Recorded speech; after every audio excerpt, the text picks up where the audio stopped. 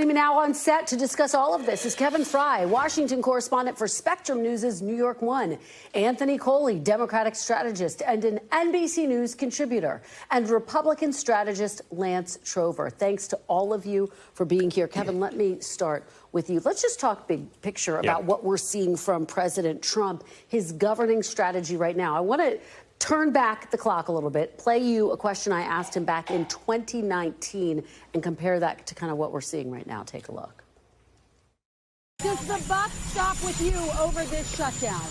The buck stops with everybody. But you're they the could solve this problem in literally 15 minutes. The buck stops with everybody.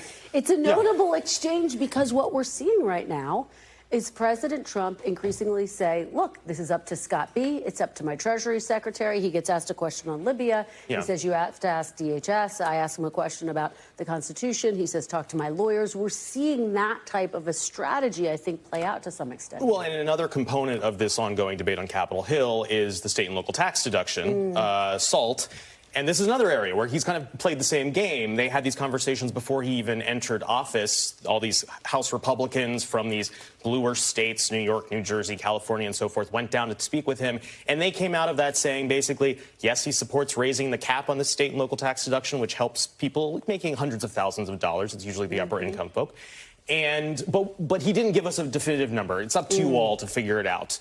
And this creates kind of this chaos on Capitol Hill, where, as we know, they need someone to basically tell them this is what it's going to be, and thus the conversation and debate kind of continues to fester. Yeah, Lance, what do you make of that? What do you make of how President Trump is approaching, as Kevin is noting, these negotiations and this moment where we are seeing him say, look, you have to ask my Treasury Secretary, you have to ask my DHS Secretary? Look, I think he's a business guy, he's a deal maker, and I don't think he does set the tone, and he has set the tone. He just wants to get this done, and he wants to get a bill done, and my guess is they will get a bill done on this. That's what it's all about for him. He just wants to get it done, and I think whenever it comes down to, he's going to say, fine. And if Mike Johnson comes in and says this is the best deal we got, he's going to go all in and get the votes to put it on. Once they have a deal, you think he will be all on board with it. Anthony, what, if any, role can Democrats play here, particularly when you have President Trump opening the door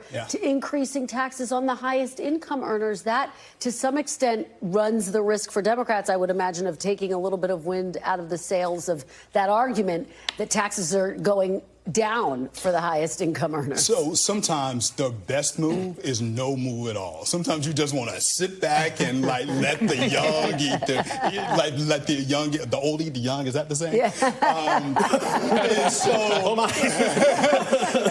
We know what you mean. So here's my point. House Republicans have been down this road before. I think back to 2018.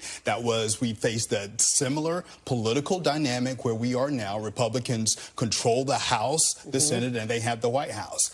And in that midterm election, Democrats they netted 40 seats.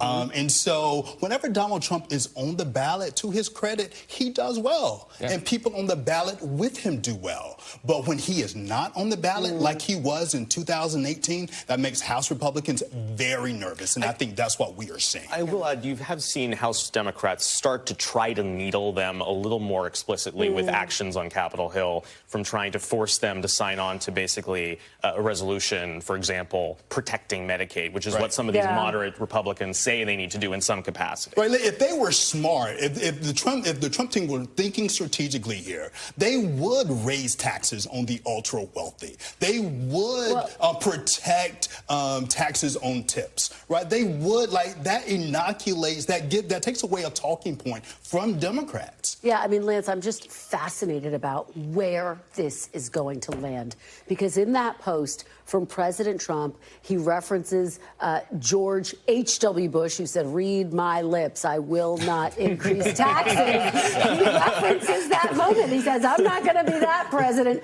so it's up to Republicans. I mean, where do you, and here's the post right now, where do you think this lands? Because it is a way to potentially pay for his priorities. And yet, on the other hand, he's making the point that for Republican orthodoxy, it's incredibly fraught. Yeah, I think this was, back can I call it a floater? And you're going to float the idea out there and see what the reaction is from over here on the Hill. I think that's kind of what we saw today. Again, I goes back to, I think he wants a bill and he wants to get it over the line. And we're going to have a million of these stories over the course of the next several weeks. I think that's right. But here's what I say over and over again, and I always give credit to Mike Johnson. I think he's the most underestimated person in this town. He gets a lot of like heat from the media, and I think it's unfair. But when it comes to crunch time, like he did with the budget a couple months ago, he always puts it over the line. So I think, and he allows his members to talk and say what they like and what they don't like. This is all part of his process. They will get it done. Republicans cannot fail on this. That's Republicans cannot. I mean, Kevin, it is kind of remarkable. He does get things over the line. He gets counted out. Everyone says it's impossible. He can't do it.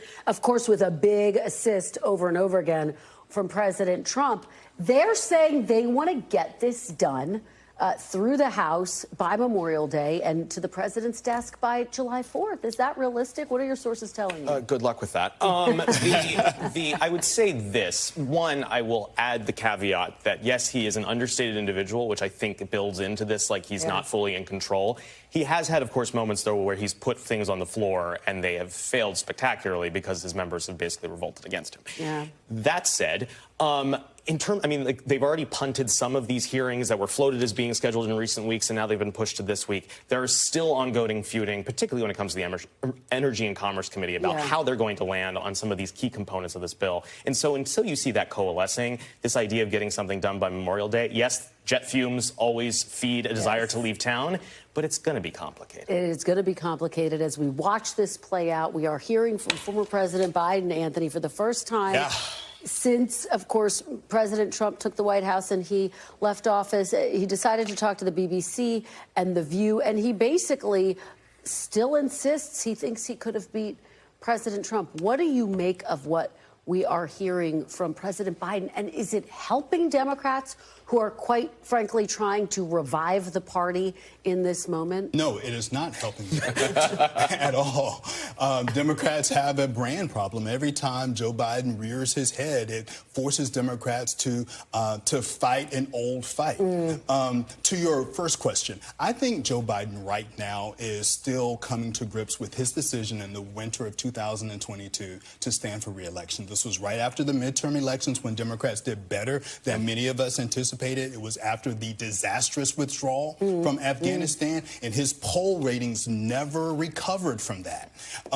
But if you fast forward to the winter of 2022, Kristen, that was the moment when he should have made a vow, stuck with his vow to voters, to be a transitional president.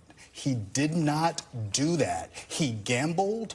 He put his own ambition above what was best for his party and his country. And now we are all suffering from that selfish decision. Kevin, it's so fascinating because he got pressed on that decision. And he says things were just happening so quickly and we were having progress. And he argues in an interview this week, he wanted to see it through. How is that argument? I mean, we see how it's landing with Anthony, but how's it landing, broadly speaking, within the Democrats? I mean, I think there is just a general desire, as Anthony was just hitting at, to move on, to move past this chapter. I mean, there's already this ongoing infighting on Capitol Hill as to who is the leader and how are they holding the baton. The last thing they want is to look back and see Joe Biden hanging around in the back of the picture, kind of still part of this. And you have seen, obviously, plenty of 2028 potential contenders starting to make their little maneuvers as they try to carry the party forward. I'm not sure that having the ghost of Christmas past haunting is really what they're looking for. And Lance, speaking of trying to move on, when I sat down with President Trump, boy, he spent a lot of time talking about former President Biden, his old rival, who still seems to be his greatest foil. Well, I mean, as a Republican here at the table, I want more Joe Biden interviews. Right. You need one. Everybody needs one. I'm all for it. But this is my point. This is my point. This is not useful for the Democratic Party. I couldn't have said it much better than you all go. I mean, look, I don't know who's advising him. I think he has a lot of personal angst over things, and he feels he has to go out and do that. If you're the Republicans, it's great because Look, 96% of the people out there in these polls recently say, Donald Trump voters say they wouldn't have changed their votes, and you put Joe Biden back out there, it just reinforces like, oh yeah, I really didn't like the last 4 years, and that's good for Republicans. And some of this is a pre-buttal for these upcoming books. Yes, It's important to note there are a lot that. of books coming out that we will all look forward to reading. Thank you all. Fantastic conversation. Thank you. Hope you have a great weekend. Appreciate it.